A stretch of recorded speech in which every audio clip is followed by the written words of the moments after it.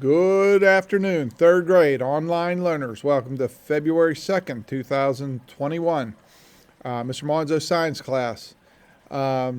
We started the topic yesterday about heat, and today was a 2 hour delay, so I decided to make the video when everybody went to STEAM class, so there's nobody in the room right now. It's been a busy day, and we have two specials today, STEAM and physical education. So, not a lot of time to get videos done. But yesterday we talked about heat, and they gave this example of a welder. And a welder actually melts metal. And he melts it and he joins metal to other metal. Okay, so he uses a lot of thermal energy, a lot of heat to make that happen. And it's so hot and so bright that they have to wear a special mask to protect their eyes. So that was the first thing we learned about yesterday.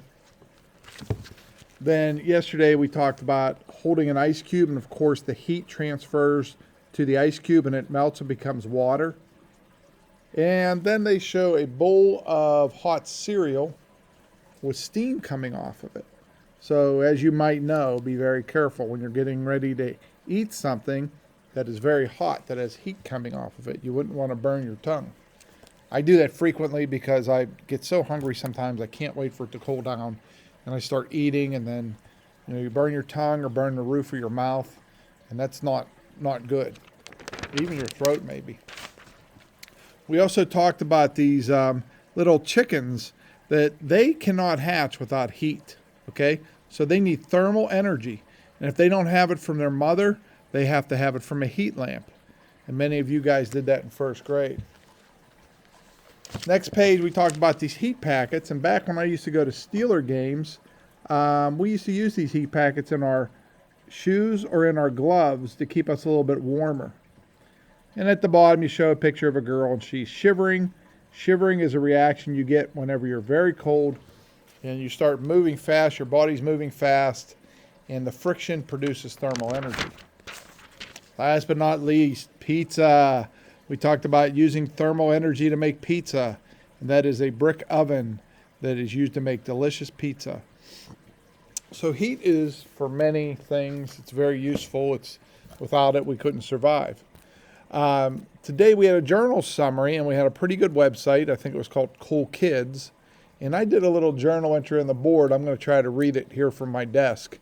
And what I did was I told the students in class, if I say write 3 to 5 sentences, doesn't hurt to write 5 sentences or more.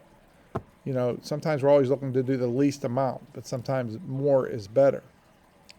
Heat is one type of energy. So I got that right from the first paragraph. Then I kind of scrolled down a little bit on the website.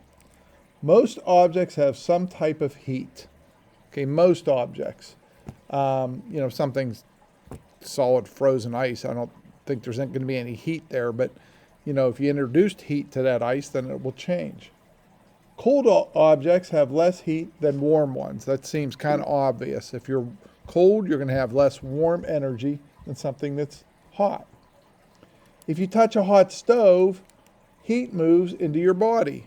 Do not touch a hot stove. It might be an idea that you had in your head, like, hey, I want to see what heat feels like. You will get burned.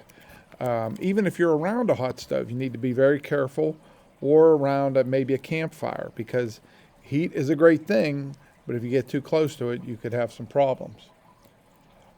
Heat can be conduction, convection, or radiation.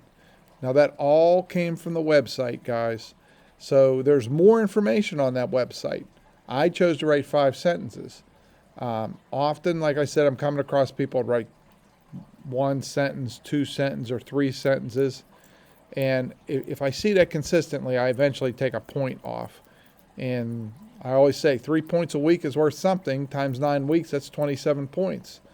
So take your time. Some of the websites are longer than others. Today's was kind of short, a lot of pictures, but I try to keep it simple for 3rd grade. And 4th and 5th grade, I try to give a little more content on the websites. But these websites are meant to enhance what's in the book and teach us more about heat than the book can give us. So Stay warm, find your heat source, and study for this Friday's quiz. Also, remember the American Heart Association Challenge.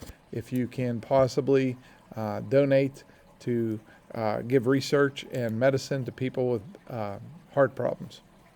Okay, third grade, thank you, and we will see you tomorrow. Bye-bye.